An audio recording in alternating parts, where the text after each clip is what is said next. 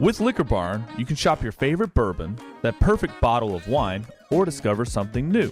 To place an order for pickup or delivery, download the Liquor Barn app, visit liquorbarn.com, or call your nearest Liquor Barn location. Follow us on social media and subscribe to our email list for all the latest news on products, promotions, and events. Liquor Barn, where Kentuckians go to celebrate life. Cheers!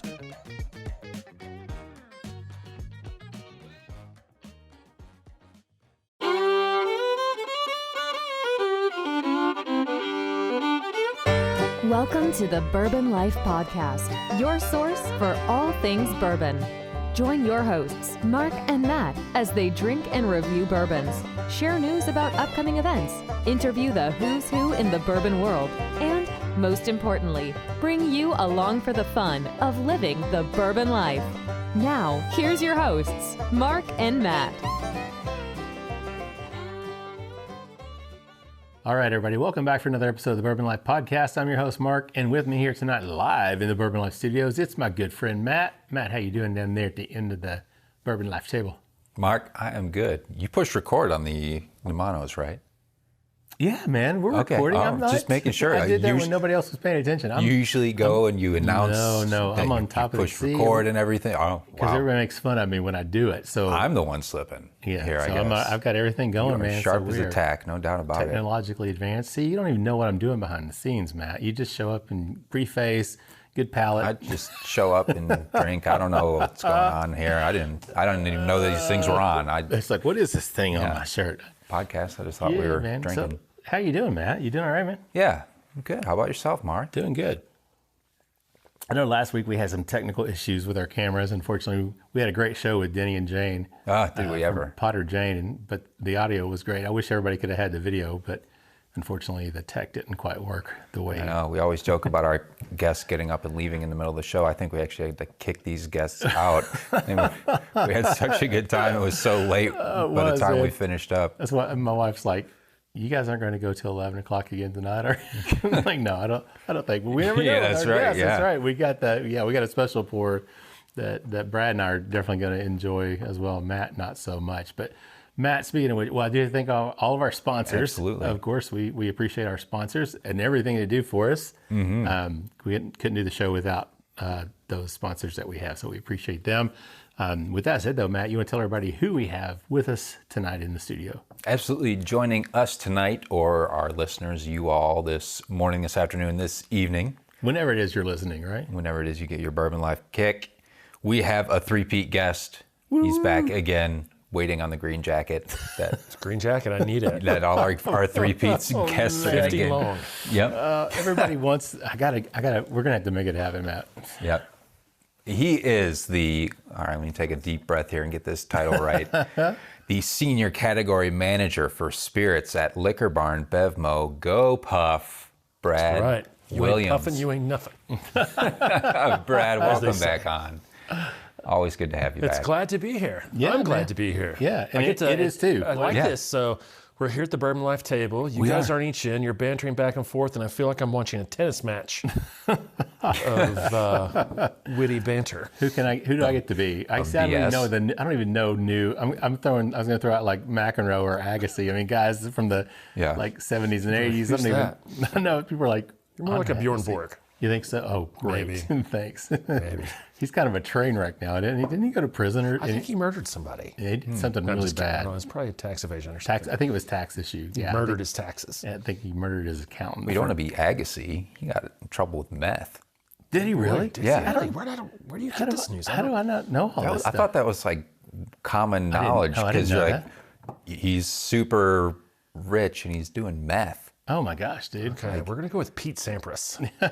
There you go. And Matt's going to tell us how Pete Sampras murdered I was going to say, and Pete murdered his And Pete Sampras ex-wife. kicks dogs. Yeah, exactly right.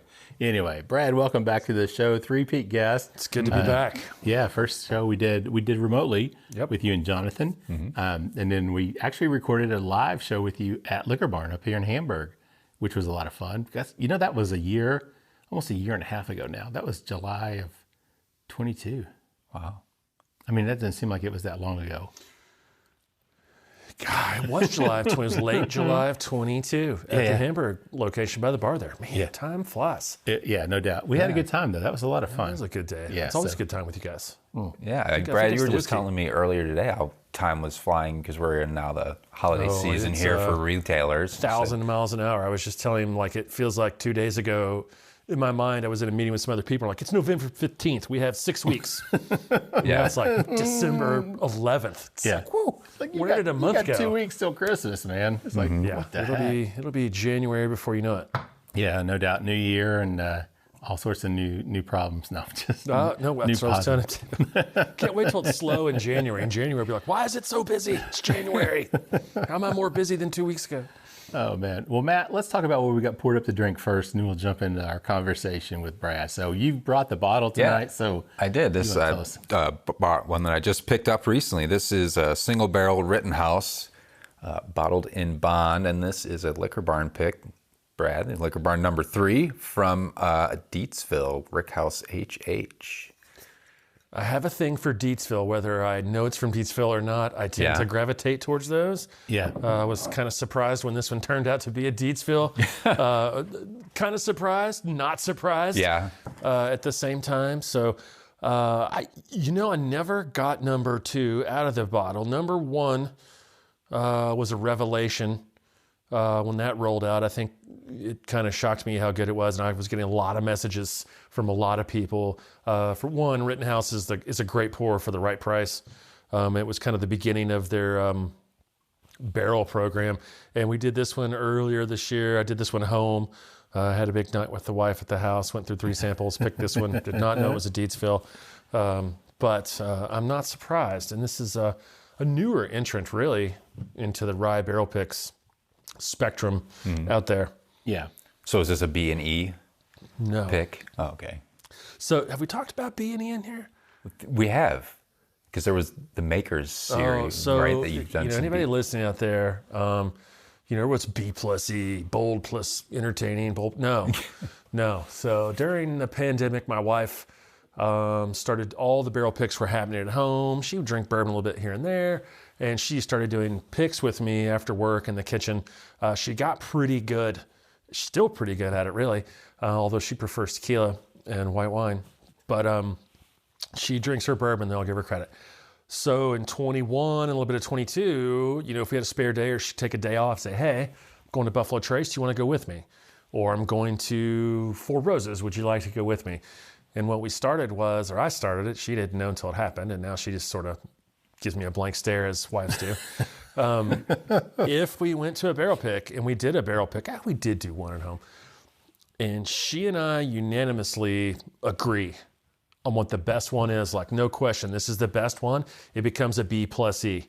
I think we're up to 5 or 6 now. That's I'd have to go Nice. back. There's an Eagle Rare out there. There's a Four Roses out there. There's 2 Makers out there. There is a Monk's Road B plus C. Oh, really? Out there that she loved it. I loved it. It was really good. I love those guys out at Monk's Road. Yeah. So that's what happens. And so when I see people in stores like, what does B plus E mean? When I explain it, they're like, oh my God, I had no idea. It's like, yes. So that's kind of this like random name actually has something behind it. Yeah, it's got to bump the secondary value up by at least a couple $100 too, right? I mean, come on. I would think so. Yeah. I know where they are. The B plus C3, I think, is a Maker's, is delicious. We did a really good B plus C Four Roses. I think it was an OBSK. Anyway, she's good. She's been, listen, we can do a barrel pick and she can write a number down on a piece of paper and turn it over. And at the end, she'll be like, which one did Brad pick? And she'll pick it up and be like, number 3. And I'll be like, son of a bitch, I did pick number 3.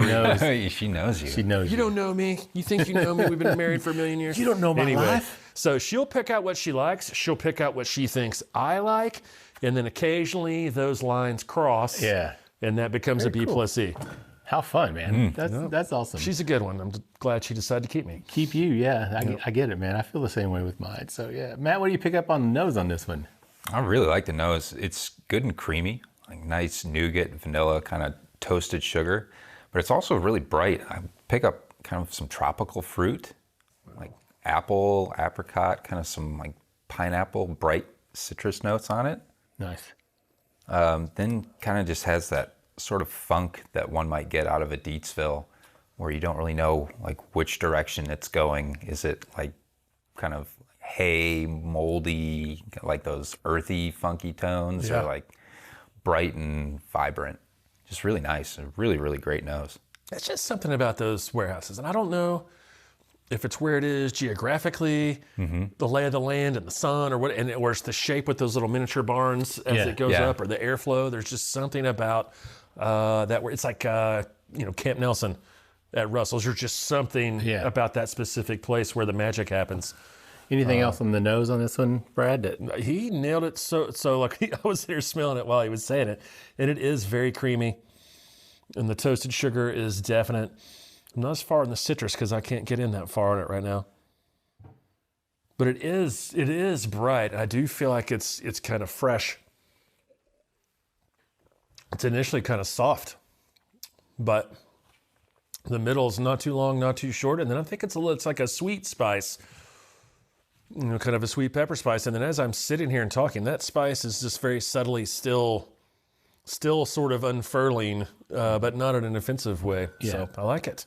Awesome. It's a good first pour. Good job, Matt. Can I say? Good job to you. So Brad, let's talk about the job, because last time you were on the show, things had, I guess the buyout had happened back in 21, wasn't it? That's a blur. It was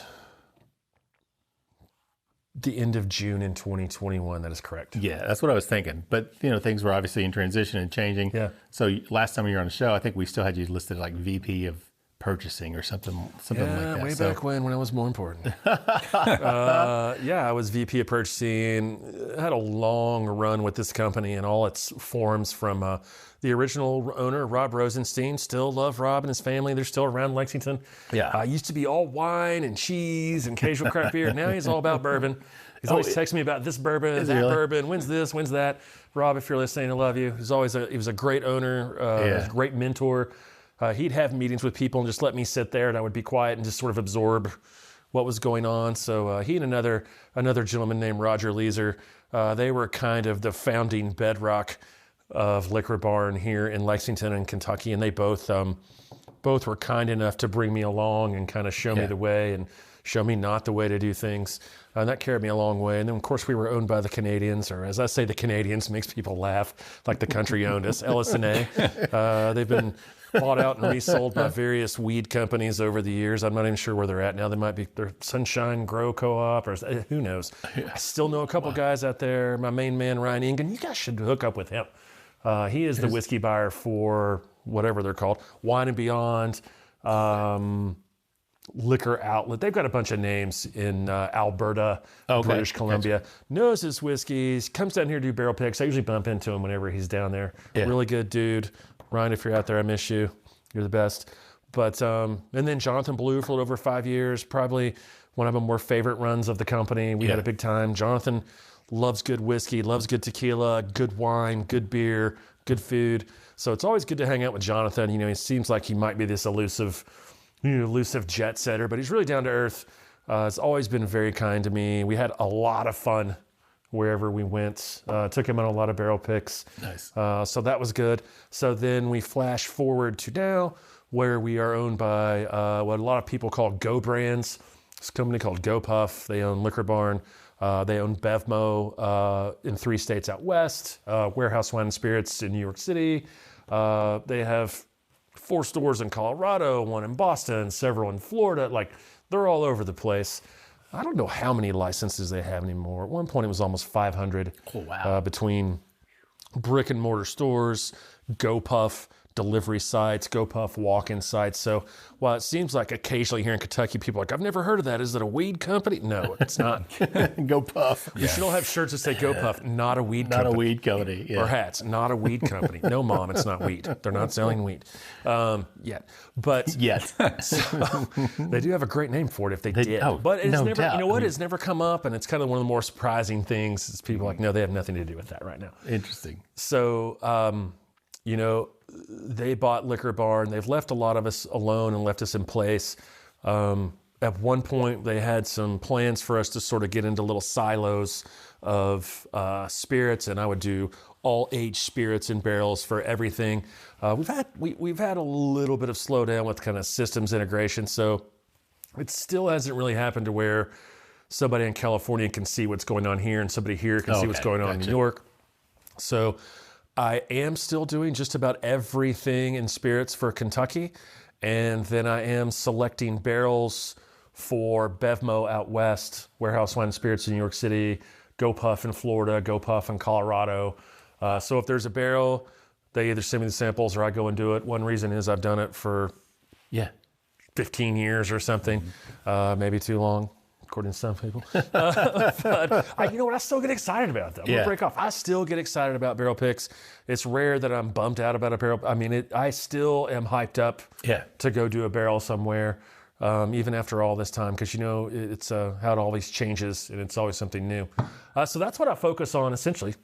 Liquor Barn, Kentucky, and then sort of barrels. And then occasionally, my boss, Allison, she came from Total Wine. She's the best.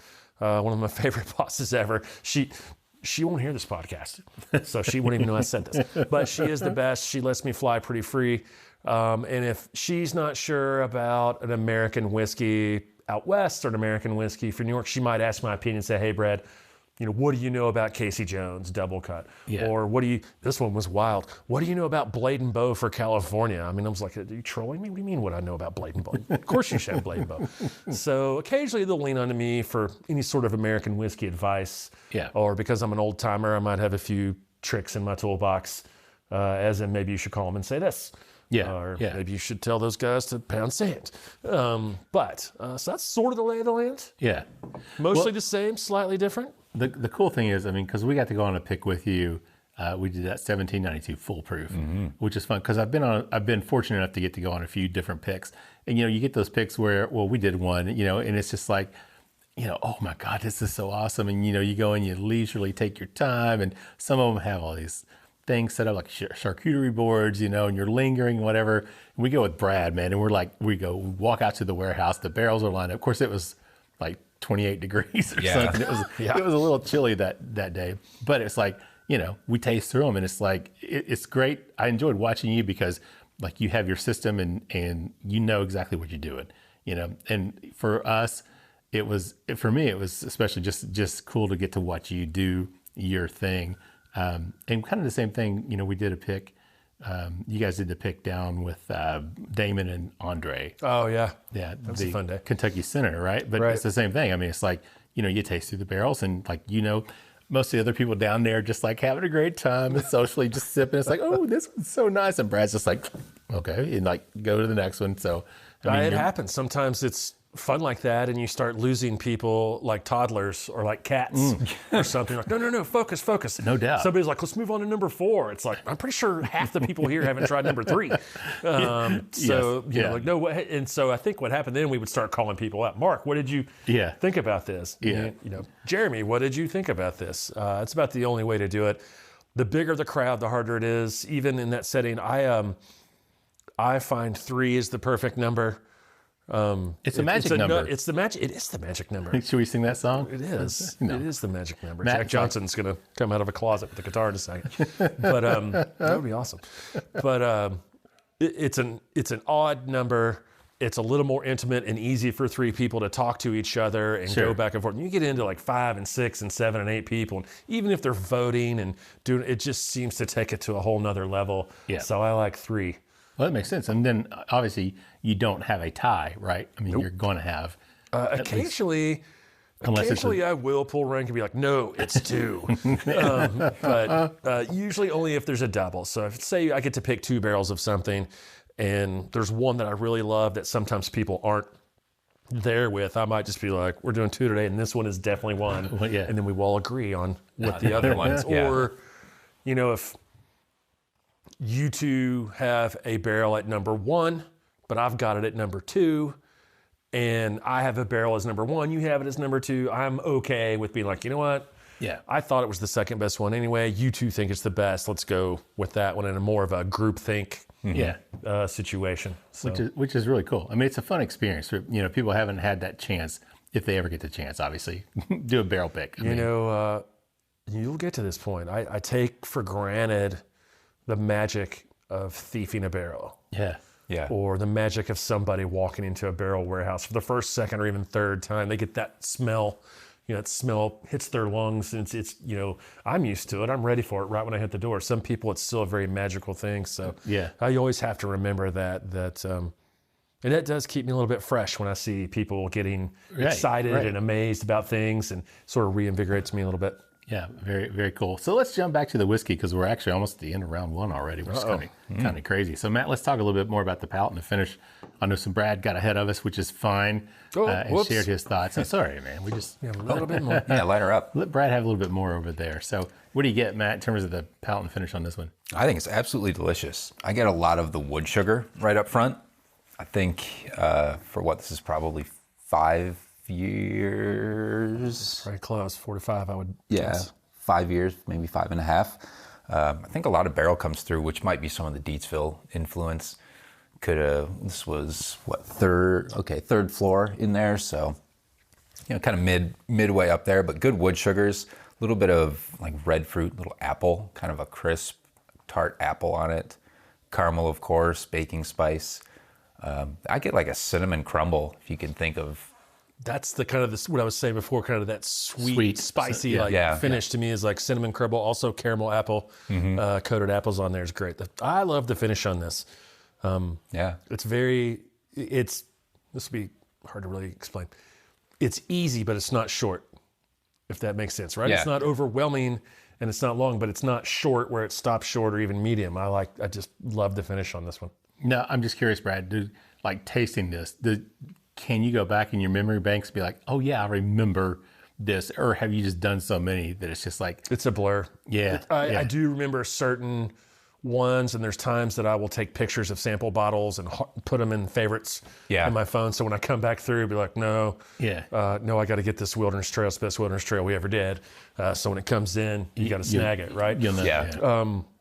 This one, I just remember thinking that, which I've done with some rye picks in the last year and a half, of just rich, like, I don't want to call it sweet spice, but a rich spice, not a dry spice or a dry pepper. I feel like plays a little more here in Kentucky towards the bourbon drinker than the traditional rye. And then you run into traditional rye guys sometimes, and they want all that pepper, they want all that spice. But I feel like just the rich, I don't want to call it sugary, but you sort of nailed it with like the cinnamon crumble is delicious to me. Yeah. Anyway. What, Matt, cost-wise, do you remember what that was? 33 out the door. That's what I was thinking. It was like crazy. That's like stealing rye whiskey right now. More or less, yeah. You're absolutely right. For a 5.5-year Dietsville, bottled in bond. Yeah, you're not going to single beat barrel, that, right? No. I mean, anywhere. That's crazy. Was it the Rittenhouse, a Liquor Barn pick that somebody was like had called all the stores? Were you telling me that story or something, or? Somebody they went. I know a couple people that were losing their mind. One of them is one of your good friends. Yeah. Andrew Hatfield, I know you're listening. He was one of the guys that was pinging me like, oh my gosh, this is the best. And then there was another guy that runs in circles around here that was like, I'm calling every store. I'm getting as much as I can. And so when I get calls and messages like that, it is sort of a feel-good moment that other people are enjoying it that much. And that's when I really know it's like, no, those two guys know their whiskeys, do their barrels, they know what they're doing. And when they're hyped, I get sort of hyped or just kind of snicker to myself a little bit like, well, I can check that off the box for the day. I did a good job. You did a good job. Sometimes nobody tells you do a good job. You only hear about negative things, right? Yeah. So, well, anyway. Andrew's a great guy. I mean, because I hang out obviously at the hamburger store. It's only less than like 90% of our sandwich business. I know. I mean, chicken salad sandwich is it's my pretty jam. legit though. It is. I worked some days there back in September. Yeah. In October we had a new hire, so I was tailing around and we worked at Hamburger a couple of days. And I literally I call it the Mark Rucker special. I got the chicken salad sandwich like 3 of the 4 days. I'm telling you, man. It's absolutely. I love it. But getting to talk to those, talking to him because he does know a lot about his whiskey. And I definitely value when he tells me something's good, I need to try it. But I will say he and Jonathan, the general manager up there, both good guys. But Andrew was not a big fan of the Elijah Craig Barrel Proof C923, the new batch. And like Breaking Bourbon just announced it as their whiskey of the year. And I absolutely love it. I mean, it's 13 years, 7 months. So I think that is everything that is tasting bourbon. yeah, Andrew knows his bourbons. Yeah. He loves his bourbons. I trust what he says. So do you. right. Yet you have completely different- opposite Isn't that opinions. funny? So Yeah. maybe we've said it on this podcast before, and I've said it other places. It's okay. Yeah. Yep. It's okay if you don't like something that everyone else loves, and it's okay if you love something everyone hates. Somebody out there loves Malort. It's terrible. Yeah. But we It's been keep around selling for- it. it's So it's been like, around hey, somebody forever. looking for some more Malort. It's like, why? Why? Because Yeah. somebody loves it. You know, Isn't that somebody funny? likes pickle juice and odd liqueurs. I don't get it. Yeah. But it's Yeah. out there. Well, he's got a great palate. I trust him, but I told him any Now I bottles question the 923, any bottle 923, a little. No, I'm just kidding. any bottle he has, you can just give it on to me because I'll gladly take it off his hands. So, well, guys, we're at the end of round one, believe it or not, already. Final thoughts, Matt, on the Rittenhouse Rye? Oh, excellent. All day at the price. The price. Come on. Goodness gracious, man. You can't beat that, right? No, certainly not. Brad, what do you think? I really love this. It's it's delicious. The finish is amazing, and to the point of like you're out the door. I'll just call it, like routinely in the $30 range. You just don't find that as much anymore. No. There are, I was going to say lesser distilleries. There are other distilleries who have younger product, not as developed. It might be $70, $60. Right? yeah. So when you get your hands on something like this, it's a Yeah. special bottle. Yep, I agree completely. Well, guys, let's take a quick break. Let's get a word from our sponsors, and we'll come back with more with Brad Williams in just a minute. Three Chord's line of whiskeys embody the spirit of creativity. The whiskey is a true collaboration between producer and composer Neil Giraldo and master blender distiller Ari Sussman. The Three Chord team of expert blenders, coopers, and sensory professionals have developed a multi-step process they call Perfectly Tuned Taste. This process begins by carefully selecting the finest bourbon and rye whiskeys from Kentucky, Tennessee, and Indiana, and then blending them together. Find out more about the whiskeys and distribution in your area at www.threechordbourbon.com. From our good friends at The Stave comes Lexington's newest hotspot to meet up with friends, have fun, and eat some great food. District 7 Social is a social and beer hall, but it's a lot more than that. Located in Lexington's Distillery District, it's the home of Lexington's first duck pin bowling lanes, and it also features a self-serve beer wall. That's right, self-serve. And if you want more, they've got it. You can try one of their delicious cocktails from the bar or order some great German fusion food from their on-site eatery, Germanish. So what are you waiting for? Be seen, be social. District 7 Social. All right, everybody, welcome back for the second round of the Bourbon Life Podcast. I'm your host, Mark, and with me here live tonight in the Bourbon Life Studios, Matt. This is like our third or fourth week in a row, I think, around the table here. This is kind of crazy, right? And we've got another one scheduled for our next show, Next too. show will I be don't the even crew. know what a computer looks like anymore. It's like I'm going to forget how to use Squadcast and do these remote shows. We're just going to tell everybody, just come to the basement. That's right. Leave the back door. Come to my Yeah. basement. Just come around the side of the house and just come in. That's right. Or you can sleep on the couch afterwards. Whatever you want to do, man. We're flexible. We help our guests out. I thought we were going to have to, maybe open that opportunity up for Denny and Jane last week and just let them be like, hit the guest bedroom upstairs, you guys. That's when you know it's a success. It's a successful endeavor. That's right. it was. We've had a great show. So, Matt, I want to thank all of our sponsors, of course. We appreciate everything they do for us. But tell everybody again who we have with us tonight for the podcast. That's right. Brad Williams is the senior category manager for spirits at Liquor Barn, BevMo, GoPuff. He's back for the third time. Round 2, Bourbon Life Podcast. Brad, welcome Let's on. do this. Yeah, which is technically his 8th round now because this is his 3rd show. So he did 3 rounds. Yeah, right. Round number 8. I get another jacket for 8 rounds. You get one jacket. Maybe it's a hat. Oh, God. That's so funny, though, because, Pursuit, you'd log into there, you do it all online, right? And it's like, oh, where can we send your free T-shirt? I'm like, because I was on a show, and I'm like, oh, damn, they give people free T-shirts. I'm like, I'm Bourbon wearing Life. mine right now. No, Bourbon, I no kidding. I wear my Bourbon Pursuit T-shirt I wear it under my those fleece. guys are great. I don't show it off or anything, but I wear it all the time. Hell, they're great guys. I mean, I'm thrilled for them. And It'd be they're like a picture of me shopping somewhere else. yeah, exactly right. Yeah. Shopping at that place? There you go. Yeah, another box store. No, can't do that. But we are happy to have you back with us. It's funny that second week in a row that we've had 3-peat guests on, and everybody wants a jacket. So we're going to have to step up our game and figure out some rewards and show our appreciation for our guests. It's a commemorative Glencairn. There you go.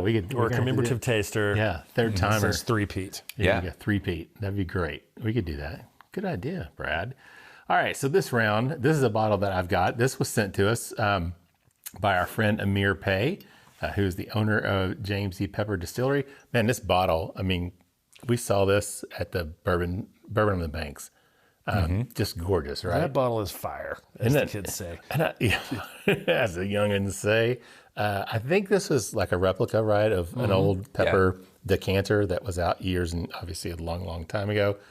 This is at 104.5 proof. This is barrel proof, which is kind of funny because, you think barrel proof, you just instantly think you're going to be in the like higher. Right, 125, 130. Yeah. So when you say 104.5 or 105.4 is It's a beautiful thing. barrel proof. Barrel proof at that level is a beautiful thing, in my opinion. Oh, yeah. I got to agree with you, Brad. There was a time when I wanted, like, give me as high a octane barrel proof. I want it as high as possible. But now I'm really starting to appreciate the lower nuances, more of those oily flavors, kind of a right. And there's no thicker. Like you can always water it down, right? Like you can always drop water, a rock or a sphere that melts a little to tone it down. Right. But like it's just ready to go. And at 104, it's like it doesn't need ice, doesn't need water. It's viscous. It's delicious. Yeah. So I'm sort of a fan of these.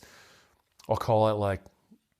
We'll start this 104 to 114 in that range of just naturally barrel proof. I still love a good 139, 149, 129 with some water. Yeah. The palate blazer in the beginning, and then you're like, let's add some water to this. But that's a great proof. And this bottle in particular, I think it was Minnick.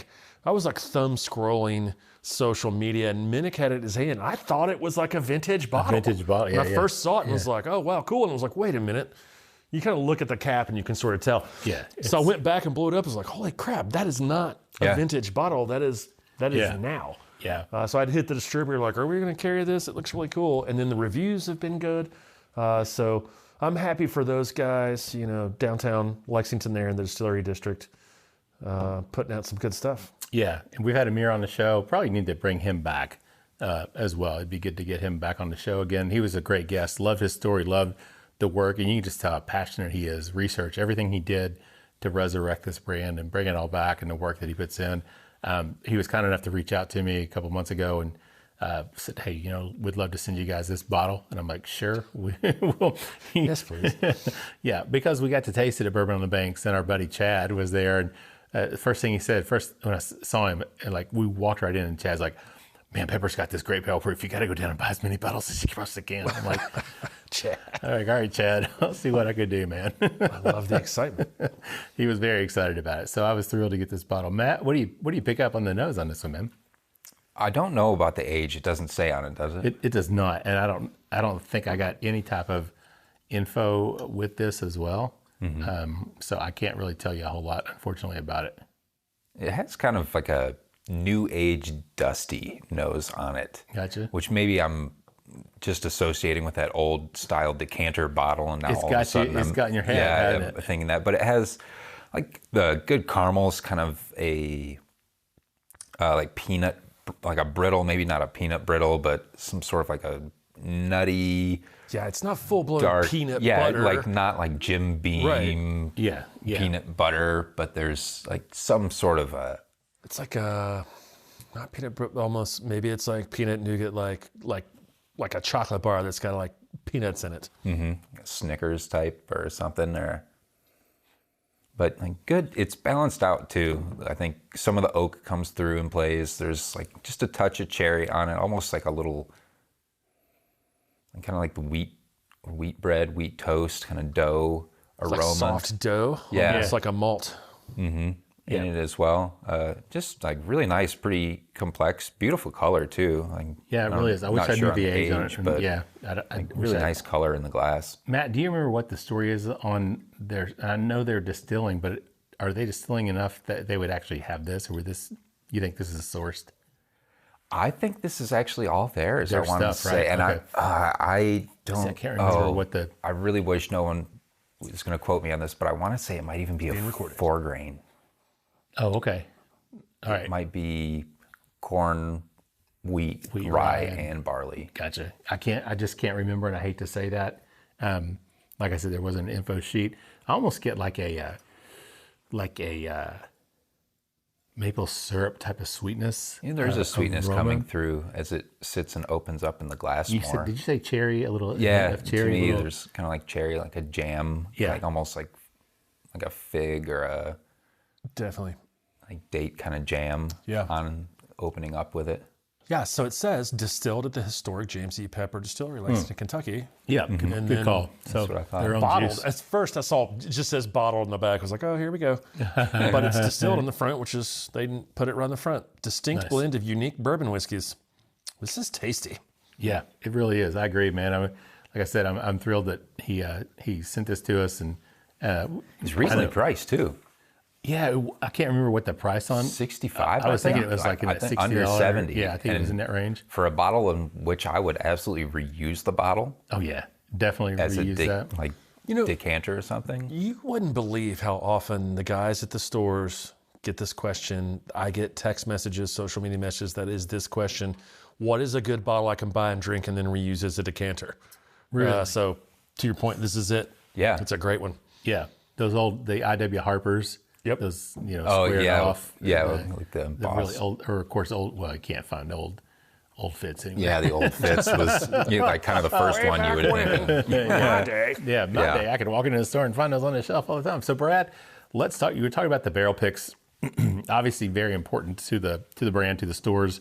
I mean, single barrels are obviously kind of I don't want to say lifeblood, but I mean it's a big part of what the store offers. Correct? I think so. Way back when it was under Rob Rosenstein, we always called them separators. And that's why we started doing them, mid 2000, closer to 2010. In the early days of the Canadians, I was allowed to just fly free and do all the ones I wanted because it was like, hey, nobody's doing these. Benny's and a few places were doing them in volume. But it's always been a separator. To this day, it's really a separator. There's a lot of people out there that, I only get single barrel picks from this place. I only get single barrel picks from this place. Yeah, and I right, get right. it. It is, you find somebody that you feel like has found your palate and you go there and you buy it, whether it's a bar or a restaurant or a retailer, or you're traveling to somewhere on vacation and you see a bottle, or you're at a restaurant or a bar and you see a bottle, you instantly want to try it. So it still has that cachet. It's just not as new as it used to be. And I think everybody went crazy over barrel picks for years. And I think there has been, regrettably, there is a bit of a slowdown once you get past those whales. Right. And listen, a barrel of Willet, Weller, I could name off the usual suspects, Elijah Craig Barrel Proof. Those things are still going to come in and go right out the door. Right. They just are. And then there is another tier that does pretty well. And then there's a third tier of more craft-centric brands that people might not know as well from other states or even within our own state. And you get them, and what I see is, they will sell half of it pretty quick. Yeah. And then the next quarter of it goes okay. And then the last quarter just seems to sort of hang around. And then at some point I've learned, I start looking and be like, okay, I need to move this one from point A to point B because point B has been sold out for 2 or 3 months and point A has had this long enough. Right. It's Right. And so to back up on that comment, one thing we try to do, I'm sure somebody's listening is going, BS, they don't do that, is when we get barrel picks and sometimes limited release things, if there's enough to go to every store, we send it to every store. Yeah. Yeah. I have a theory, and it's been proven true a few times. It's the field of dreams. It's the field of drams. Somebody trademark it. Has that already been trademarked? Somebody already used that? We're going to work on that. Field of Yeah, drams. there you go. If you drink it, they will come. We've had a couple of stores that were known for more, malt liquor and cognac and different things. It's like we began, or I did, planting barrel picks in there, planting limited release items in there, planting some things in there that, nobody expects to find. And you guys know the bourbon community. They will find it. Oh yeah. And once they Yeah. find it, and if I keep doing it, Oh yeah. the store on Market Street in Louisville or Versailles Road in Lexington, they're going to start looking, because guess what? We only got X cases of Sazerac rye, and I dropped one in Versailles Road. Or we only got 2 cases of Blanton's 50 ml, and I put one of them in North Broadway in Lexington.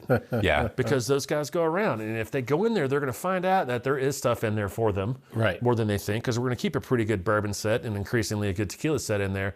And the hope is you're like, hey, they didn't have Elijah Craig barrel proof that day, but I am going to get a Snickers bar, and I do need a 6-pack of West 6, so I'm going to grab that while I'm here. And it is a way to sort of build our smaller store neighborhood business up to get some of these hunter-gatherer guys there. And so it is, and again, we were talking about this during the break, I have slowed down on some of the more esoteric ryes. I feel like the industry, the machine, is pushing more rye than the public is actually consuming and doing. And that's been going on for a while. So I've had to, and our numbers sort of back that up, not just here and in some other places. So I'm not saying we don't do rye, I'm not doing rye barrels or rye this or rye that. It just is not maybe at the level that suppliers big and small are pushing. So I've gotten a little conservative there. American rum barrels, we've done a few. They're super tasty, but at least here in Kentucky, unless, somebody like Matt or me, or we were talking about Andrew Hatfield earlier, unless they're standing there hand selling that rum barrel, it's just a hard sell for a random guy to come in looking for a really good bourbon barrel, or even an LTO or something to be like, I do want this American rum barrel from Texas, even though it's got a good score or it sounds. So I've gotten a little conservative there. Malt, we talked about this. American malt is the new wave. We've done some Balcones. We did a 10 cup we were talking about, which again, they brought the sample. I said, no, I'm not going to do it. And we were doing some tequila, and they brought the samples anyway. And they said, I'll try it. I'll try anything like that. And I tried it, and actually one of them was delicious. And so we bottled it up as a Liquor Barn 10 cup malt. It's pretty good. Some stores are sold out. A couple stores haven't sold a bottle. So eventually I'll come through and be like, hey, I need to move this from the store where nobody wants it to the store where either the consumer there found it or the store is pushing it. So, there's a lot of good malts out there. I like the Yellowstone malt. I like the Claremont Steep. I've been through a couple bottles of Claremont Steep. I think that's kind of, I don't want to call them new age malts. And I don't think, I've talked about this with a lot of people. I don't think we've talked about it, but it is what are the big distilleries, what were they thinking when they were like, we're going to start making malt? Because they were already forcing rye on us. Everyone drink rye. Everyone drink rye. Now it's like malt. And they're the Jack Daniel's malt is delicious. Claremont Steep is delicious. I like the Yellowstone malt. Anything, the New Riff American malt, don't mean the malted ryes. I mean the American malt from New Riff is super tasty. Man, it's good. Criolla, the barrel manager there, their barrel experience manager there, was nice enough to give me a taste. The last time I did barrels there, I took a bottle home with me. I haven't cracked it yet, but there's a lot of malt out there, and they're going to keep coming. And I don't think they're targeting the European malt drinker. No one is going to drink one of these malts and be like, you know what? I don't like Balvenie 14 Caribbean finish. I do like this now. Or, you know what? I give up. Macallan 18's I give gone. up my Macallan 15 double cask. Now I'm drinking X. And I think it's another way to try to snag an American whiskey consumer, because I think Claremont Steep might be with a fresh barrel. Like there's some different things happening that are not the tried and true like Euro malt thing. So I'm very intrigued to watch this one. And again, it's like a third splinter of like everybody like, don't drink bourbon and don't drink rye. Now drink these malts. And where does it all end up? Is it softened bourbon? Is rye kind of flatline because people start liking malt better? It's a very intriguing proposition, and we're in the middle of it. We just don't even know it yet. It's coming. I think it's really interesting, Brad, because when we talk barrel picks, especially on this show, people instantly think, oh, bourbon or rye. At the Rittenhouse that we did, but like you said, there's so many other barrel picks that you actually do or you can do and you have done. which is kind of crazy. Do you see? You talked a little bit about slowing down on some of them. I mean, the barrel picks overall. Do you see that process slowing down, or what do you see? So sort of my own internal rule, and as I've always, and fortunately for me, every entity of Liquor Barn has allowed me to sort of have this freedom. If there's a new distillery or a craft distillery in other states, to be like, you know what, they're offering a barrel, I'll try it. What's it going to hurt if I pick up 20 cases or 30 cases of this, spread it out in the chain, see what happens. And then what happens after that is I say, well, that didn't work, so we will not do a barrel from this place, at least right now, unless things change. Or it's like, it works and we're going to do more barrels. Driftless Glen. You look at Wisconsin, what are you talking about, man? Yeah. We've done a handful of barrels from them. They come in and they sell. Healing Station, Rare Character, Pablo and those guys. Like there's some different things that are going on that you can take a chance. That the Bluegrass Distiller guys, those barrels do well for us. Yeah. So it's like I will start doing repeat because it's been proven. We did the barrel and it's sold. Other times it's like, I'm sorry, I haven't sold any of these. I really can't do. You know, one of the hardest things, I think sometimes telling somebody we can't do a barrel of something is harder for me than telling them I'm not going to even carry their product. Yeah. No, we're not adding products at Liquor Barn right now. Catch me in 2 or 3 months. For me to be like, no, you know, that bourbon didn't really do enough. I've still got half of what we bought a year ago, so I really can't do it. It kills me inside. Oh, sure. Trying to tell somebody that, right? Yeah. Like it's one of their children. Like, sorry, I don't want your children in my house. Thanks for offering, but I'm anybody good. that's happened to, I'm sorry, but it is, you know, kind of the business end of the stick, as they say. I'm just curious, Brad, how many barrel picks are you doing a year? Any idea? No. Because you're doing all of them. You're doing So there have been, I did not count up last year, 2022 or 2023. There have been years where I know I had selected almost 300 barrels. Wow. Selected almost 300, and that's everything. Rum, tequila, you name it. And then there's a year I think I got to 249 that I remembered. Man. So there's always, we were somewhere and somebody asked me and I kept coming back. It's like, oh, and this one. And my wife was like, would you shut up? like you're being really weird. Like every 5 minutes you keep saying like, and we did 2 bullet barrels. Yeah. So it's a lot. Yeah. And more intriguing to me is like, how many did I try? Yeah. And so I use a generic rule of like, for every one selected, there were probably 3 that you tried. Sometimes it's more, occasionally it's 2. I was gonna say, 3's a round number. So there's times where like, I bet I tried 1,000 barrels last year. God, I mean, that's crazy. And man. then so, to your point, adding in BevMo GoPuff world has exponentially increased that number. Yeah. So Yeah, I'm sure. get to go do the ones you always want to do more than before, and then a few odds and ends here and there. Cool. Guys, let's jump back to the whiskey. We're almost at the end of round 2 already, believe it or not, which is crazy. Brad, conversation with you is just so easy, man. It's like, oh, we're 20 minutes in. I'm staying here tonight. All right. Well, that's right. Hey, we got the guest bedroom, we got the couch, whatever you want, man. So we can kill that bottle of Fortaleza that we got over there as well. Your words. And just don't try to pet the cat. Don't pet the cats. All right. Yeah. Clawless. What a little boxing match. Matt, what do you pick up, palate and finish on this one? This James E. Pepper barrel proof. Really minty right up front. I get a lot of mint, kind of a cooling mint right on the front of the palate. Then I pick up like waffle batter.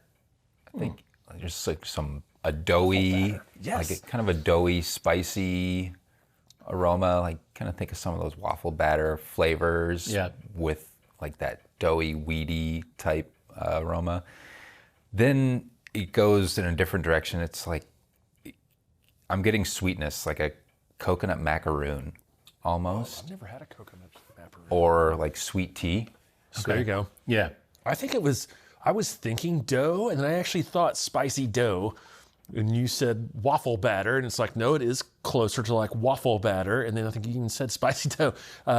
It's delicious. It's we were talking about how rich the Rittenhouse was. I think this one has that beat and a very rich flavor. It's got the standard caramel and oak, but it is sort of sweet. I can't put my finger quite on it yet. Yeah. But this is delicious. Each I'm a terrible poker player because I make faces, I make sounds, I do all sorts of things. I make looks, and I can think of twice that like I took a sip of this and immediately like look over at the bottle and like my eyes get big. Like, this is delicious. Yeah. This is a great bottle. Yeah, it is really good. I agree with that. I like the finish on it. To me, it comes across as that spicy cinnamon, but there's that sweetness that goes with it that you guys were talking about. I just like the way it lingers, man. It just feels good at 1054. Yep, 105.4. And I don't know if it even has like a mild, like a very subtle, like it's like you're gonna say it's tobacco and then it's gone, and then it's got an awesome spicy finish. So it's a little more kind of pepper finish than the other one was. See, that's funny. The finish for me is like a cooling menthol spice, like is kind of what I'm getting out of the finish. Gotcha. Yeah, very good. So obviously we're all fans of this, and especially at the price. And I'm thinking it, like you said, Matt, it was right around that $60 I'm glad you had this mark. Yeah, I thought I missed out on this gem. Well, I'm glad we could share it with you. Like I said, we tried it at Bourbon on the Banks. They had some in there, and we didn't pick up. I don't know why I didn't get a bottle there, but I was just thrilled that Amir reached out. He's like, "Hey, I want to send you a bottle of something." He knew. I'm like, sure, man, send it on. Then I Put together a news like everyone needs to try this. Yeah, like, okay, thank you very much, man. So, yeah, good Good job to Amir and team. That was delicious. I would agree with that 100%. So, all right, guys, we're at the end of round 2. Let's take a quick break, get a word from our sponsors, and we'll be back with more with Brad Williams in just a minute. The Stave Restaurant is a bourbon lover's paradise right here in the heart of bourbon country. Located at 5711 McCracken Pike in Millville, Kentucky, between Castle and Key and Woodford Reserve, Chef Kyle Klatka prepares amazing food each day that features an elevated Kentucky-inspired cuisine.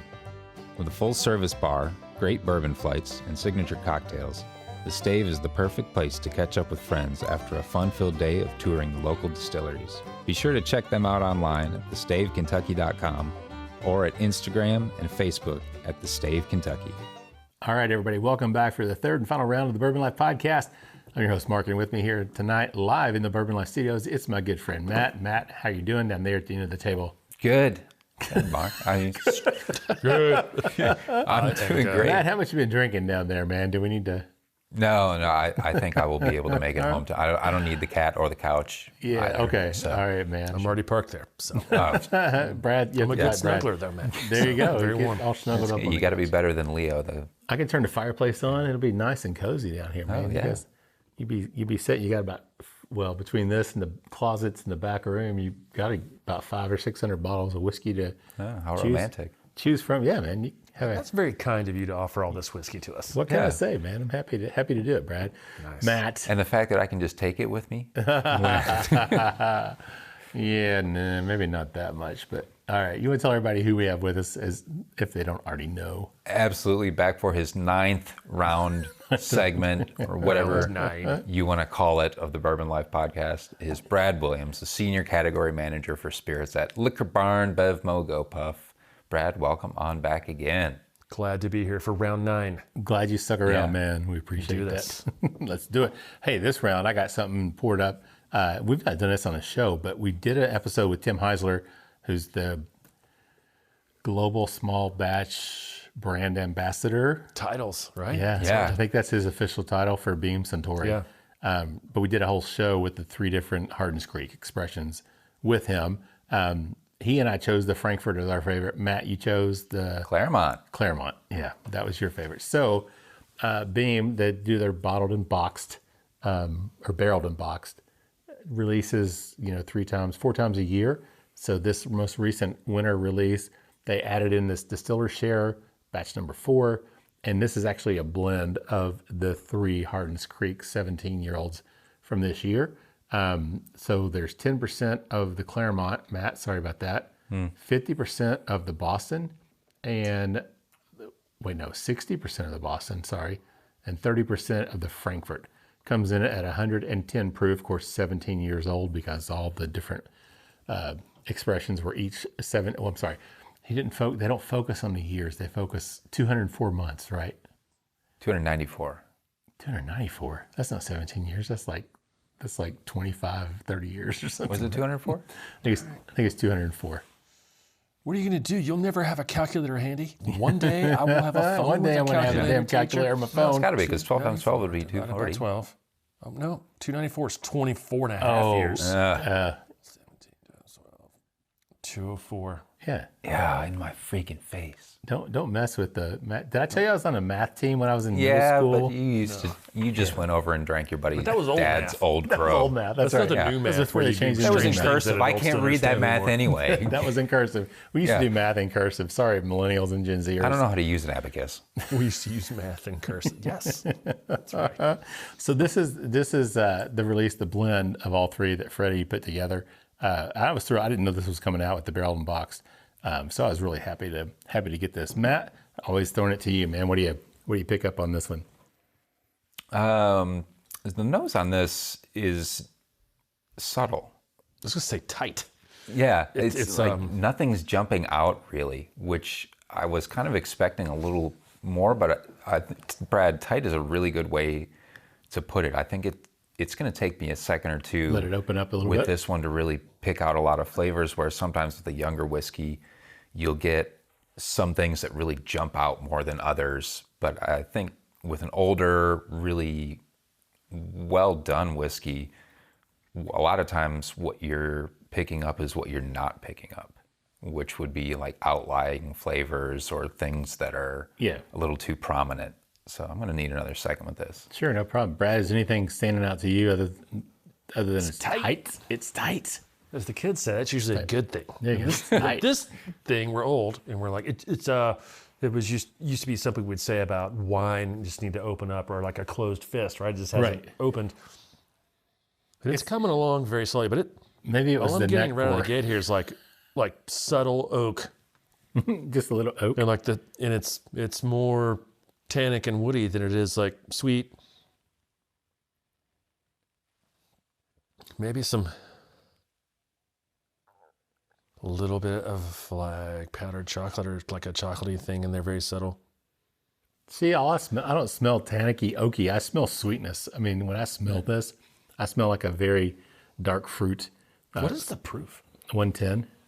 Yeah, and so each it's got a expression little- was 110. So the blend stayed at I'm 110. with Brad. Like, there's certainly not powering oak, but there's barrel influence. Sure. I mean, I get the hint of that, but to me, there's still just to me, it comes across with more of a sweetness So to like it. I've sort of found like a little pocket here, and it is sort of like sweet pipe tobacco, I can see that. I can like see that. soft vanilla. Yeah. I get like a hazelnut.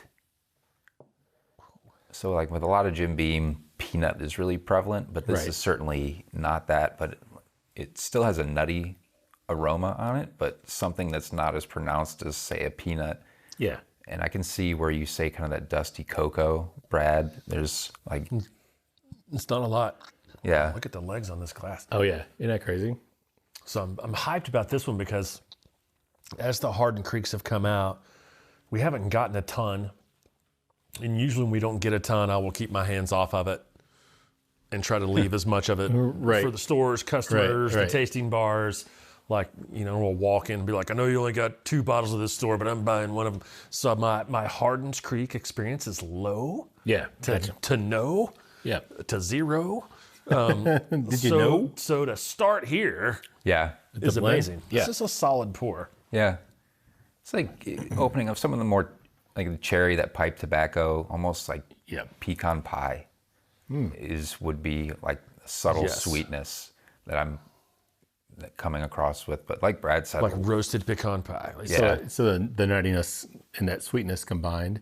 yeah, it's coming across a little bit pie type, like that pecan pie. Certainly not overly pronounced. Is that pecan or pecan? Pecan. All right, I'm going to throw this out there. Caramel or caramel? I'm a caramel guy. Yeah, caramel. You're a caramel. This is a big debate. I've always said caramel. I'm almost 50 years old. And I was at Braxton Brewing a few weeks ago, and I said, I'll take the, it was a caramel stout, like milk stout. And he was like, you mean caramel stout? And I was like looking around like, Excuse me. talking to me? Am I being suppose punked? so. What the hell? So I began asking people, and they were like, duh, caramel. So I was like, all right, if you're I've from that, just lived my whole life, and this is completely wrong. And then, so I even went to, I think it was, I don't know if it was the UK Alabama game.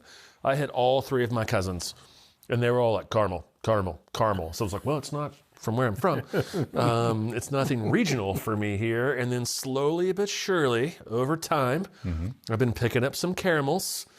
And then this is the first double caramel whammy. Yeah. Sorry, man. yeah, I think I probably say both, and I hate that.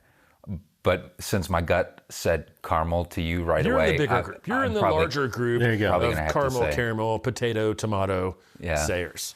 But I mean, is it caramel corn? Is it caramel corn? It's caramel corn. If you're from the city outside of Indianapolis, are you from Caramel, Indiana, or are you From Mount Carmel, California, but I guess that's spelled different. Carmel is Carmel, right? Carmel. So there's no A in the middle there, which for caramel there is. So or caramel, Cara, like Louisville. All right, listeners, put it in the comments. I know we're gonna have to have a debate on this. Yeah, please leave your I'm going to comments. predict about 60-40. Yeah, Caramel. for caramel. We'll All see. right. We will see. You know, one thing we talked a little bit earlier, mentioned the Kentucky Center. We did the barrel pick, which was a lot of fun. But, you know, those guys, and I could tell because they really wanted to gauge your reaction because you guys were picking the barrel pick. Yep. And, you know, but they also wanted just to kind of see what your overall reaction was. Do you get that experience? I'm just curious. Do brands come to you and they're like, they want to know what your thoughts are? It's like, well, if Brad approves it, then it's got to be good. Yes. Okay. Damon and those guys, we've gotten close with them over the years since they first released their 6th year. And it's, there's a lot of us. You two are the same way, like now with Bourbon Life and the Pursuit guys. And there's a lot of guys out there, they want to know what you think because maybe there's time to change it or maybe there's time to swerve or do something different. But I think it is, you know, it is validating when people who drink a lot of bourbon like something. Yeah. But again, there might be somebody that says, oh, I don't like that.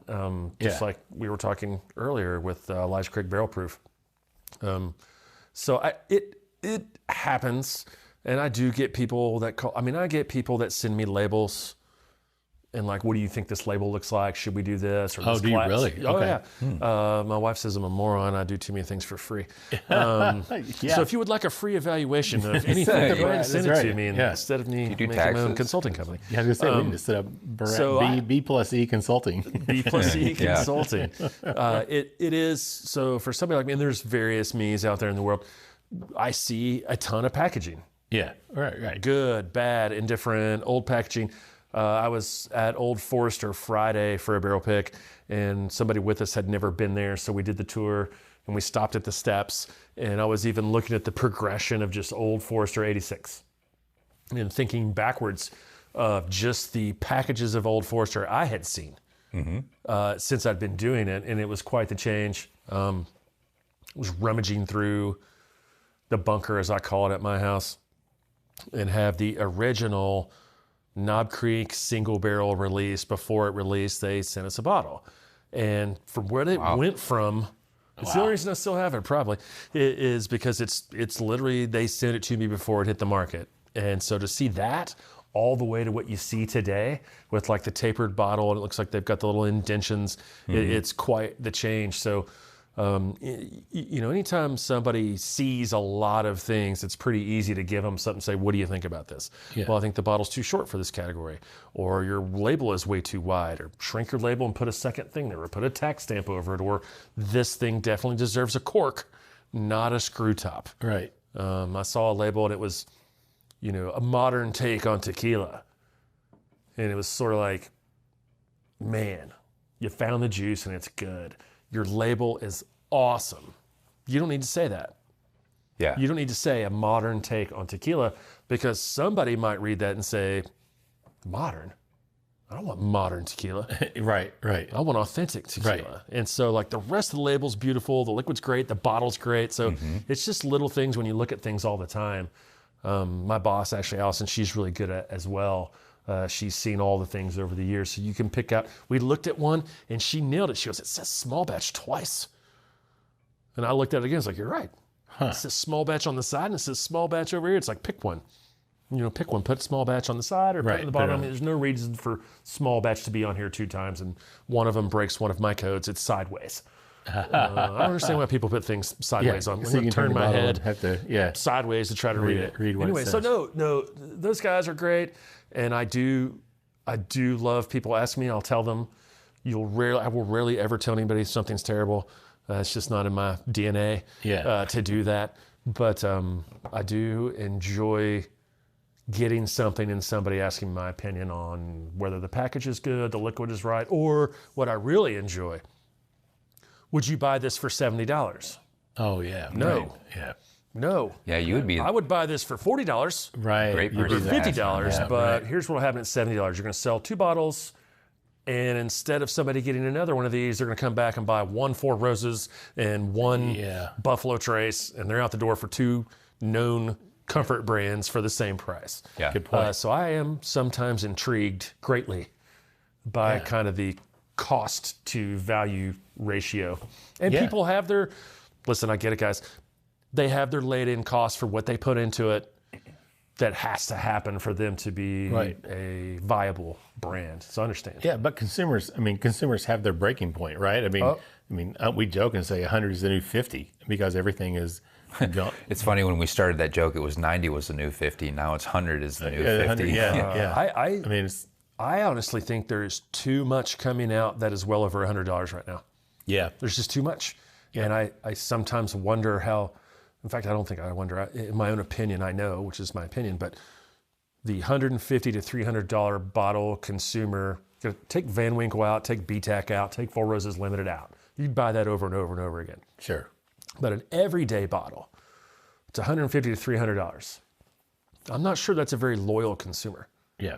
I have visions of that person having a bar in their basement, and it's just a collection of 150 to 300 bottles with neck pours missing. Yeah. And so they had a couple pours. They go back to Liquor Barn. They look around or Total or wherever. And they're like, oh, here's another $160 bottle. I should buy this. Yeah. It's got to be Probably buy their drinker, their Rittenhouse rye. Yeah, and their right. 160 this. And then it's 2-3 weeks later. They've had 2 drinks out of that bottle. They're back. What's next? Oh, I did want to try this 4-gate. Boom. And I've seen this with, I just feel like they're like craft beer drinkers. They're not very loyal. They're moving around in and out of these bottles, acquiring, tasting. Oh, yeah, I had that one. And I'm not saying it as a negative or a slight. It kind of sounds like I'm slighting. I'm not. I am a little hesitant and a little standoffish now on the amount of things that are coming out that, there was one, I was like, how old is it? They were like 4.5 to 5 years old. I was like, $160? Wow. Yeah. Kind of crazy. Somebody will buy it, right? But then in my mind, I'm like, I can't go too deep. I can't keep creating a museum. Yeah. As much as I love a good whiskey museum, Yeah. I can't create one. So I feel like there is a little bit of a, or at least I'm sort of like feeling it in the wind or smelling like there's gonna come a moment here when these things are gonna start backing up. Sure. And the bourbon's under 100. I do agree with you guys. $80 to $90 is the new $50. Yeah. Which hurts. Yeah, it does. Right? You're just like, nope, you want this, it's $75 now. Yeah. Heaven Hill has done it, and everybody made fun of them, hadn't stopped them, hadn't slowed it down. Yeah. Yeah, and It hurt at first. Yeah. slowly everybody's catching up. Yeah. Well, that's it the hurt thing. at first. Yeah. And you're Yeah. like, I'm not paying that for that. It's like these other guys will. So it's happening, but I am a little skittish. Yeah. Once you get north of 100, there just seems to be a lot coming out. And I don't know if, some people call it greedflation. I don't know if people are like, we'll charge 130 because we can. Well, can it be 99? Right. Instead, you'll sell way more. So I'm a little, like, what's the future of bourbon? I don't know if I knew that. Yeah. I may not even be on this podcast. I'll be on my island somewhere. Well, I was going to ask you, because we talked about it the last time. So, everybody says, oh, there's a bubble. There's going to be a bubble. There's going to be this. But it's like everything looks like it just continues to boom and continues to go. And I think I keep waiting on when the entry-level guys slow down. yeah. The younger guys slow down. And that's what you hear. They're all about flavors. They're not drinking as much. They're eating edibles. They're doing all these things instead of Yeah. drinking. And so whenever that happens, I think is what you'll see. But people are living longer. Yeah. People are healthier. So it's like, this little thing that today might be late 20s to mid 60s could be, late 30s to 70s. And as you guys know, as you get older, your buying power increases and you spend the money, right? And that's that's the eternal struggle, fun enough, that I've led us here. Or we led ourselves here. GoPuff versus Liquor Barn BevMo. Yeah. The GoPuff consumer is younger, hipper, 18 to 25, 21 to 28. The Liquor Barn BevMo consumer is really more late 20s to mid 60s.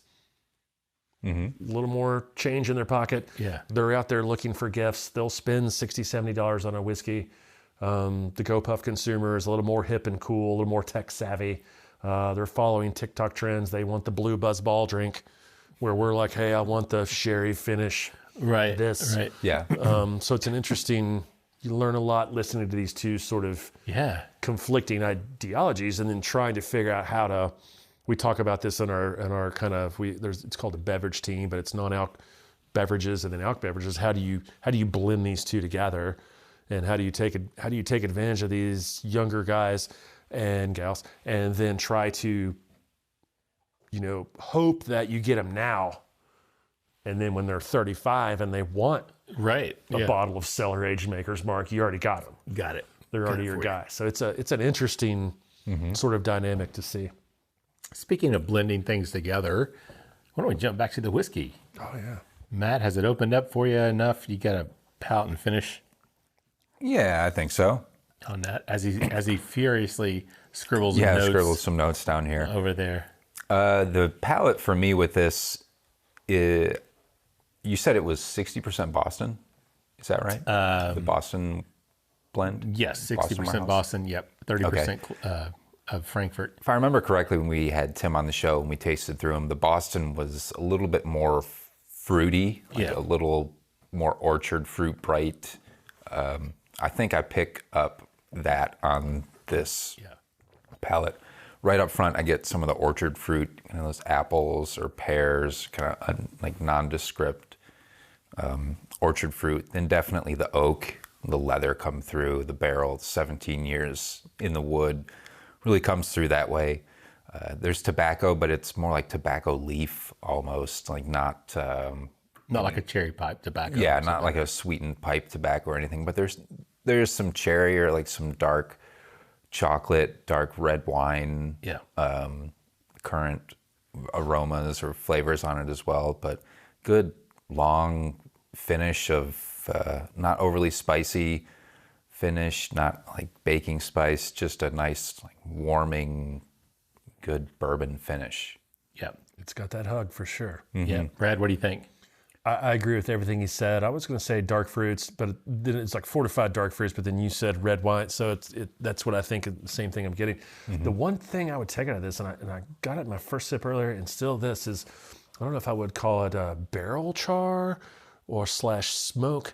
It's not quite smoky, but there's just sort of this char, like, not that I taste a lot of charcoal. Not that I chew on charcoal or shaves, but the flavor translates into your food, so you can translate that. And it's more in the finish for me. Yeah.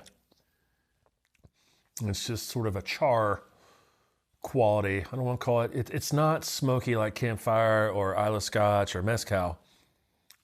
But I feel like sometimes that I can just taste the barrel. Yeah. I love these whiskeys that are older, just the flavors that come out of it from the maturation process. Matt, you talk about leather, a little bit the tobacco leaf, but then also just that cherry that comes through for me. The palate, the finish just goes on and on. The color is beautiful.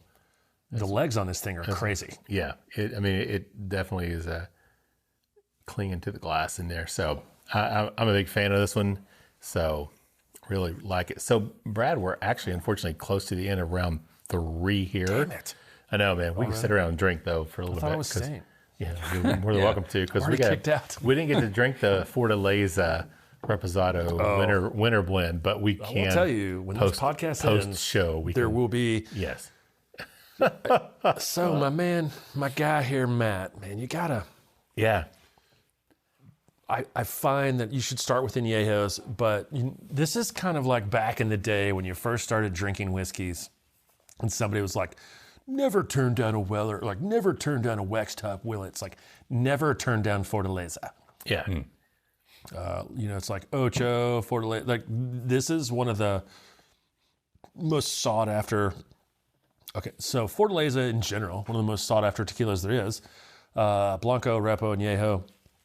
We get pittances every so often. They sell out immediately. This is the winter blend, which is like one of their LTOs. If you go to Mexico, this is called Los Abuelos, which is a rum in the United States, so they can't call it Los Abuelos here. Often, if you peel this label off, it might even say Los Abuelos behind it every now and then. So you go down there, it'll say Los Abuelos. Awesome distillery. They have a bar in a cave. I'm pretty sure it's a man-made cave, but it's still a bar in a cave. It's nice. They hand paint these little pinas, which is what they call the agaves, the pina. After they chop So I've been in a room, and these are all just white in these huge baskets, and they're in there painting these little lines. Dude, that's crazy. This is a great bottle. I am excited to try this. Yeah. We'll French and American oaks, extra Roundup. So stone ground, which is the way they do it. Yeah, That's the way. The old way is called Tohono wheels. So they have these huge wheels, and they were made out of volcanic rock. And it used to be like a donkey or something would pull this thing. Now it's all motorized. It just goes around. So that's sort of the old way. It was like making molasses with sugarcane. They had the worst that would ground. Anybody listening, there's probably a lot of people on there nodding their heads about Fortaleza right now. So it's Matt, you had a bottle of Reposado, right? And we swapped out bottles for something, right? Yeah, I traded you out something. Yeah, because you're just like, I'm not a big fan. I'm like, shit, I'll take that, man. So the Blanco, I had a bottle of it. Wait, I don't know if I actually got my bottle from you yet. I'm pretty sure you did. Here we go. See? It's a good thing I brought it up. Maybe you didn't. Yeah, thanks. It's a different thing. Man. So it's not whiskey, but I drink Repo and Añejo like whiskey. I drink it neat in a glass with maybe a sidecar of ice water. Occasionally, if it's a big Añejo, I might drop a cube in it. Yeah. But so Brad, the Blanco, so I had a bottle and I was drinking it and I was using it to make margaritas. Oh my gosh. I know. And I didn't realize how crazy things had gotten. And I was getting down to the bottom of the bottle and I was like, oh my God, I need another bottle of Fortaleza. I didn't realize that there was a big craze about it. Couldn't find a bottle. I'm going to go to a chicken sandwich and pick up a Fortaleza. No. Yeah, not going to happen. Not today. So I did get on the website and it said there was none. And I checked other stores. I mean, I was checking everywhere, like nationwide, nothing. And then I got back on the app and it said there was one bottle of the Blanco at Liquor Barn in Louisville. I can't remember which store it was. So I actually got online and I paid for it that night and drove to Louisville the next day and picked it up because it was the only bottle anywhere in the store system. So if you take out canned cocktails, which is all the craze, right? Let's take this little canned cocktail. The growth of tequila is probably number one in America. It has been our highest growth category the last 3 years. Outside of canned cocktails are just an unstoppable a marriage of people who like cocktails and beer drinkers. It's literally unstoppable. But tequila has been on fire. And in Kentucky, Blanco, it has been a rising tide, is raising all ships. And so again, I started backwards. I don't know if we've talked about this. Under the Canadians, they're like, well, you pick all the barrels. So we were with Brown Foreman, and you're going to go to Mexico and pick a barrel of Herradura for Canada and Kentucky. And I was like, what? That sounds terrible. I don't want to do that. I've been talking about, I think that was 2012, 2013. I've been talking about tequila ever since then. It's a little bit lower proof, so it's a bit easier. I find tequila to possibly be a little cleaner.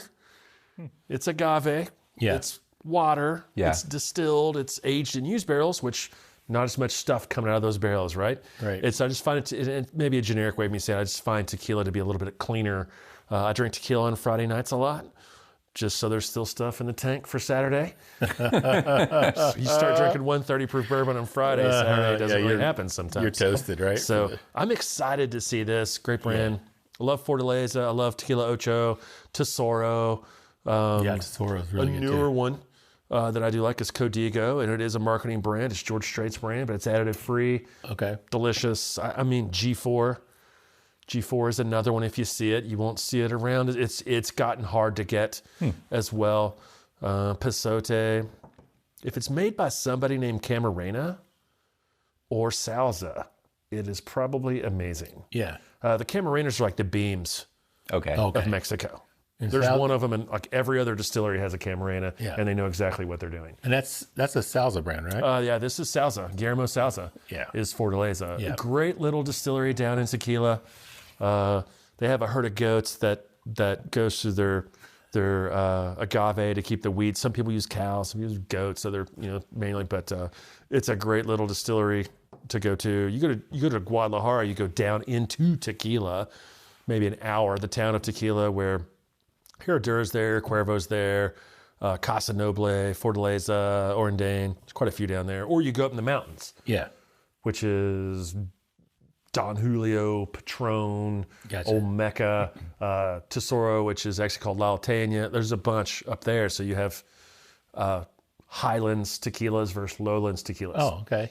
So there's a difference in the agave they use. Yeah, right. So But it has to be the same agave. It's the same all species, Blue Weber Blue agave. Weber, right? It's just So- they grow different Yeah, in the in Rocky different- Mountains than they do down in the valley. So the ones in the valley get real big Yeah. and huge. The ones in the mountains don't get as big. You can find them coming in these little rocky outcroppings, tiny ones. And there's a difference in kind of the flavor profile of those. Interesting. There's a brand out there called Volcan. Man, we're gonna have to do like the is- tequila life and just start a whole new. We should. I think you'd be surprised. Get on Facebook or Instagram and just look for tequila groups. There are as many tequila groups as believe there that. are bourbon groups. Wow. Wholeheartedly. And you will learn. Matt, we were talking about that like lot. 3 years ago, right? I think we were coming back from our barrel pick that we did at Bullet, talking about like what's the next big thing. I'm like, I think tequila is really going to be the thing, and it's like It is. we're like, how do you do barrel picks and how do you do things on tequila? You But should have done it. We then. do. we should have done it back then. If Fortaleza called me right now, they're like, you can do a barrel pick. I would probably book a ticket before they even finish telling me Yeah. to get down there. If you're out in Liquor Barn land, we've done a lot of picks with a lot of tequila distilleries. I'm a huge believer in the El Tesoro picks we do. I've got your El None of them are Tesoro. bad. They're almost always good. We are down to. I look today. How do I believe it? I buy a lot of it. Yeah, right. I buy a lot of it. The Hamburg store, big believers in the Tesoro picks. My guess is we might have not even 10 cases chain wide, but there are 3 barrels in the hopper. Okay. They're nice. going to arrive in January or February. Nice. 2 of them were magnificent. I'm super hyped. So if you all you out there, if you see an El Tesoro Liquor Barn pick, they are delicious. I've had some from some other places, not here in the States, not here in the state of Kentucky. I've had some other spots that were just as good. I'm a believer in that, but they do it right. It's a state grown It's Carlos Camarena, state grown agave. He's got multiple. It's not like we use these 2 stills for everything. They're using all these combinations of stills for Blanco, Repo, and Yeho to come to these kind of different flavor profiles. So Very nice. that's my tequila rant. There you go. Well, thanks for sharing that with us. So You didn't ask. I know, but I told we us. brought it up, man. So we should have done an but I entire told her segment. anyway. Next round 4, when you get the golden helmet and whatever else that we're going to give away. The golden helmet. Golden helmet. What? I've been here for 4 years and I don't even have a golden helmet. I'll work on that for I you. want it Matt. to be Yeah, I a appreciate football helmet that is gold, There- but it there you only go. gets 1 bar, like the Like Yeah, the yeah, punters, kickers, that's the old right. punters, Yeah, right? there Those you go. kickers, punters and that's right, kickers man. had the 1 Yeah. bar. Yeah. That's so you can still drink You can bourbon drink and it tequila in while your- your helmet Yep. is on. Over or I'm under. going to work on that for you. Have the Bourbon Life logo, gold helmet. There you go. Yeah. We can do that. Yeah, So- we'll look great wearing those at the Kentucky Bourbon Festival next year. That'd be great. So, Brad, unfortunately, we are at the end of the show. But before we go, what's been your favorite part of this journey that you've been on? Just curious. Do you have a favorite part? The people. Cheesy answer, but it's true.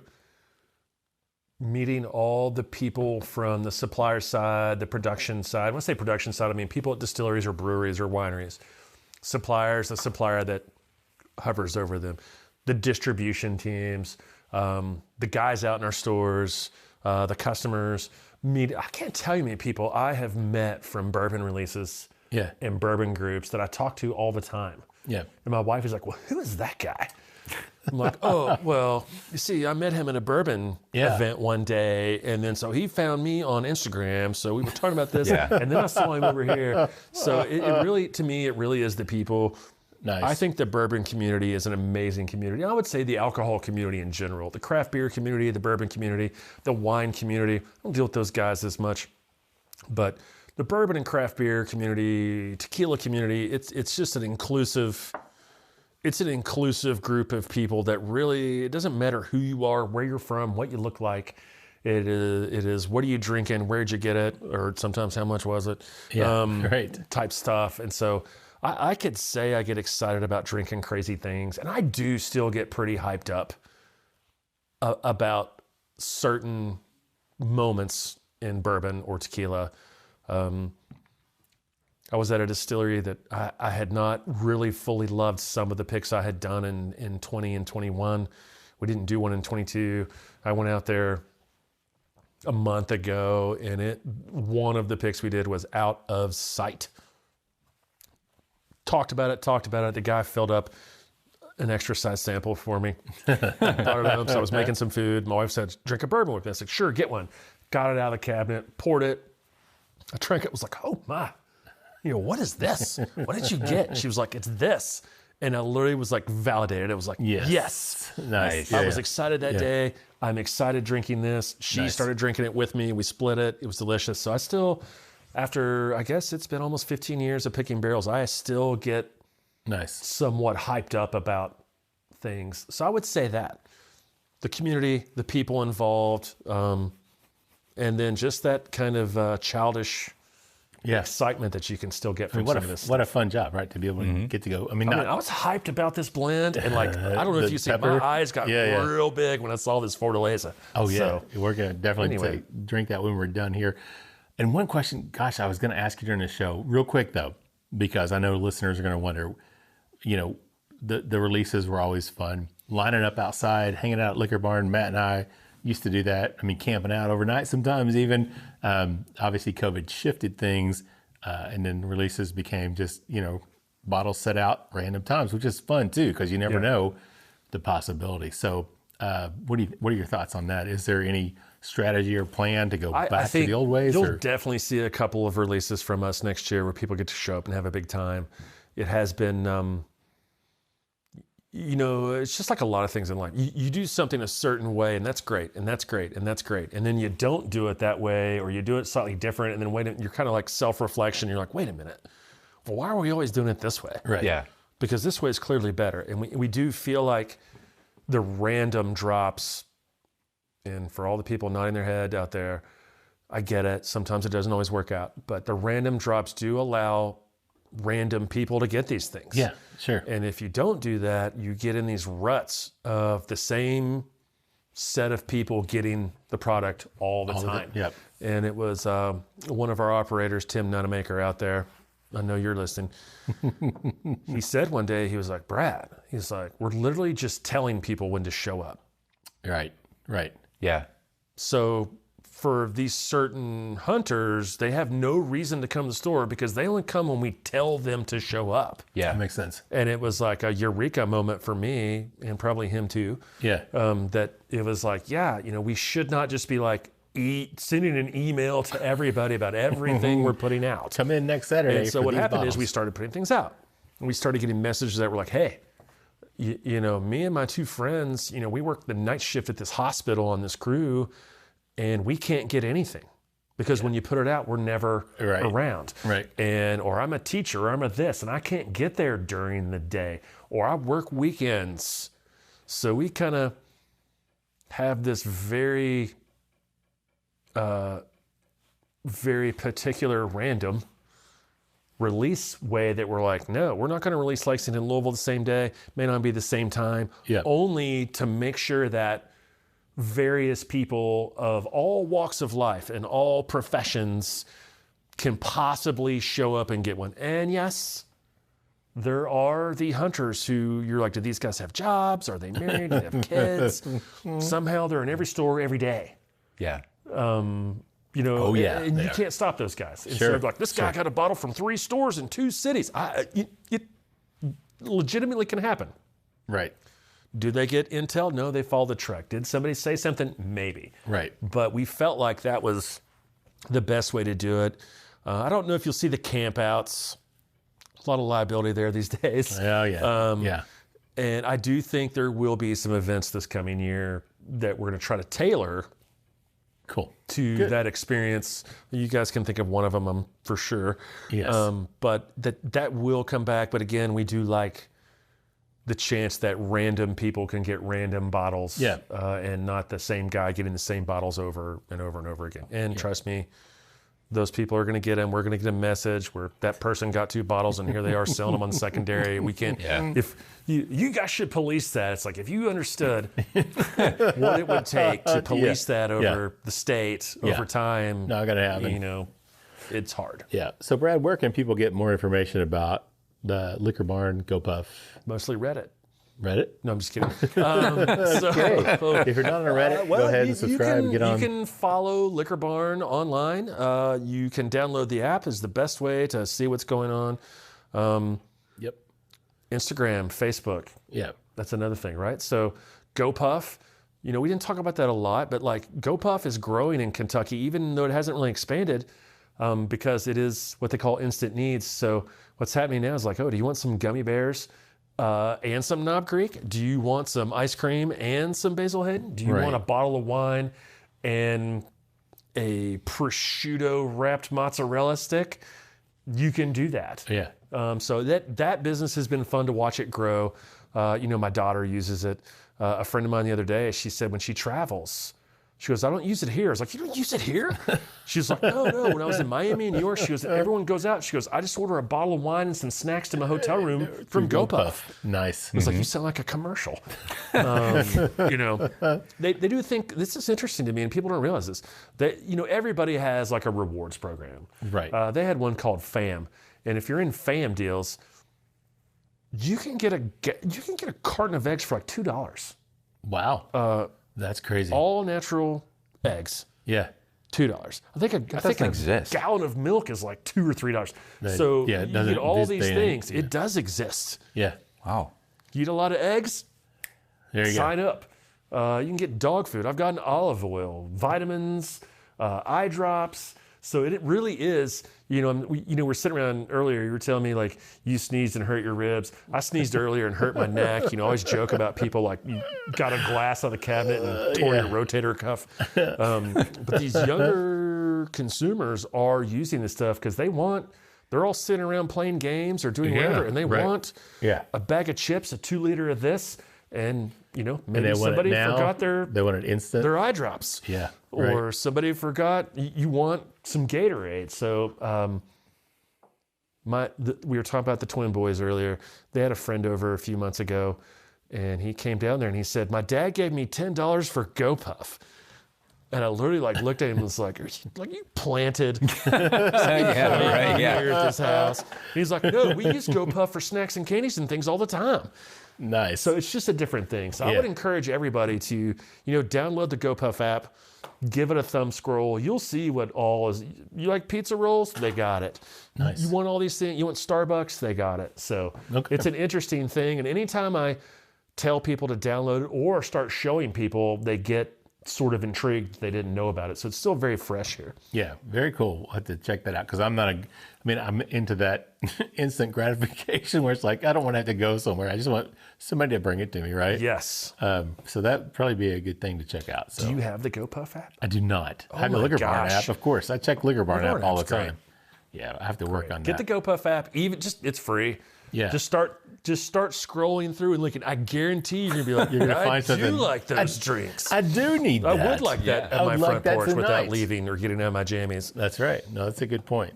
All right, guys, we're at the end of the show. So final thoughts. Brad, anything you want to add before we get out of here tonight? I'm sad the show is over, but I'm excited to try this Fortaleza as soon as we start recording. Look, I'm gonna have just a touch more of that. I can't wait to come back for a fourth trip. The golden helmet with the single bar, so you can still drink. Mm-hmm. It'll be amazing. I'm gonna work on that. Matt, final thoughts before we get out of here tonight, man. Brad, as always, thanks for taking the time, sitting down with us and our listeners. We really appreciate it. No, thank you. Always love your tasting notes. The best.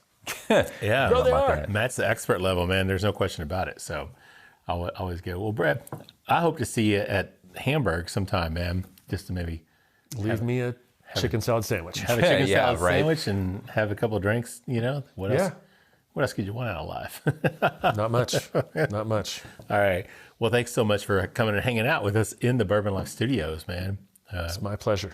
It's been a lot of fun. We've really enjoyed it and had some great drinks tonight as well. So really enjoyed that. So listeners, you know where you can find us, The Bourbon Life on Facebook and Instagram. You can also join our private Facebook group, The Bourbon Lifers. We'd love to have you in there. We're up to almost 2,000 people in that private group now, Matt. Just think, Wow. Are you a member of the Bourbon Lifers? I didn't even That's know like I was on the Facebook. podcast. He's like, I'm young. I'm not on Facebook. I don't know what Facebook is, right? Anyway, there's a lot of people that are. They aren't scammers either. We got some good admins. Boy, that is crazy, right? Have you seen these things? Oh my God, dude! It's on the Text me for order. You're like, number one of what? I spend probably an hour a day on the Bourbon Life on our Facebook, just deleting people that are like, PM me for the bottle. Anyway, but yes, you can join our private Facebook group and find us on Instagram, The Bourbon Life. We'd love to have you in there. Also, if you have any questions or any show ideas, anything you want to hear, feel free to email us at thebourbonlife@gmail.com. If you feel so inclined, please leave us a review on your favorite podcasting platform. We would really appreciate that. And with that said, I'm going to wrap it up, send us home with our tagline, which is, may your glasses always be full, and may you keep on living the Bourbon Life. Thank you for joining us for this week's episode of the Bourbon Life Podcast. Our mission at the Bourbon Life is simple: to share our passion for all things bourbon with you every week. And we'd really love to hear your thoughts on how we're doing. You can find us on Instagram and Facebook at The Bourbon Life. You can also contact us by email at thebourbonlife@gmail.com. And you can always find us on your favorite podcast platform. If you have a moment, we'd love it if you would rate us and give us a review. So until next week, we hope your glass is always full and that you keep on living the Bourbon Life.